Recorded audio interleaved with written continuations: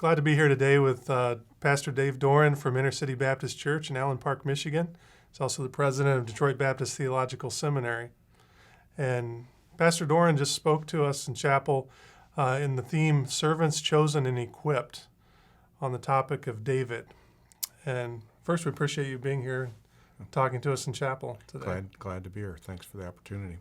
Yeah, one of the points you made in the message was about David being a man after God's own heart, and we hear that a lot. Right. It's a cliche for us as Christians, but what do you mean by that, and what do you think the text meant by that? Right. Yep. I think when you look at the text, the issue in the passage is that Goliath is defying the armies of the living God. He's cursing Israel by his gods, and that God is zealous for his glory, that's the thing that matters to God. And David loves God's glory. He has a heart for what God's heart is, and so that's what moves him to step up to defend God's glory against the false blasphemies of Goliath. Okay, and so you also mentioned that this was not necessarily David being courageous on his own, David taking up the battle on his own, but he was defending God's glory. How did you see that playing out in this story? Right. So when he talks to Saul about why he's going to go, and when he talks to Goliath about why he went, it's stated in the fact that this is the battle is the Lord's, that it's so that all the earth will know there's a God in Israel, so that all this assembly will know that.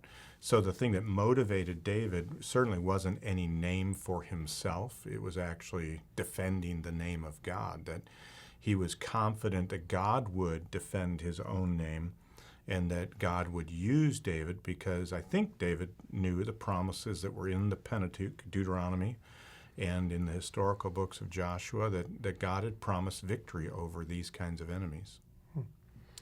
And Saul was there. Saul was the king. He was clearly larger than most Israelites, Right. and he didn't take up the battle himself. And why did Saul oppose that? Right. I think, so I tried to show that I think Saul's on a downward trajectory and David's on an upward trajectory, and that's precisely because of Saul being more concerned about himself. He made sacrifices he shouldn't have. He didn't obey God, and each time he blames it on the people. He fears the people.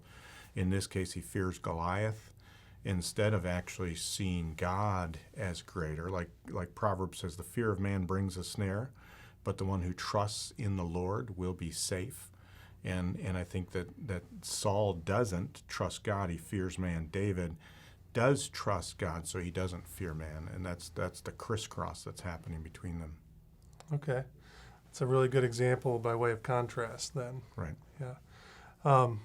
One thing you mentioned in passing was kind of some of the ways people treat this narrative. Some of the sermons or popular sermons we hear coming out of this, like how to be a giant slayer, I think Right. you mentioned, for instance. Right. And how do you approach a narrative like this and try to get the context and come out with the right kind of message? Right. So, I think the keys to narrative are the tension that's in the plot lines, so to speak, and then also the characters, what they say, what's said about them. I mean, we read it like literature, and that enables us to see the central point of the story. I think when people approach a narrative looking for little behavioral things, they're missing how they're treating it more like a fable, like an Aesop's fable. Here's the moral of the story. Or sometimes they're treating it like an allegory, that the stuff in the story represents some other spiritual hidden truth.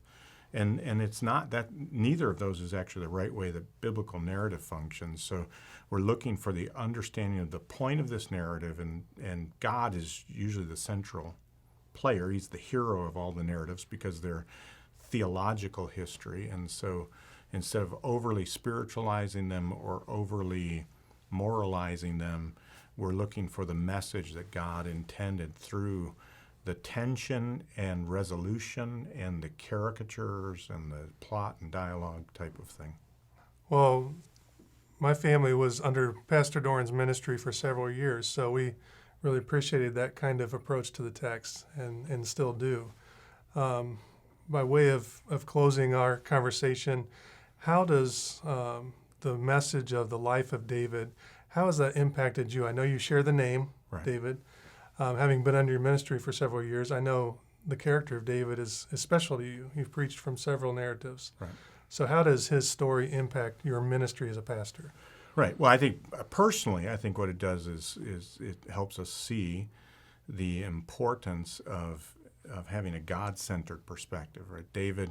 David, up until the points of his failure, was always seeking to advance and protect the name of God, and trusting God to be for him all that he said he would. You read all through the Psalms as to his statements about God being his rock, his fortress. And so I think that kind of heart for God that then motivates us to serve God for God's glory and God's sake is, I think, important to keep guarding so that we don't ever, like David, walk away from that and then set ourselves up for sinful, selfish choices like he did. Good. Well, we really are thankful that Pastor Doran can be with us today, and thankful for your faithful ministry, and God bless. Thank you.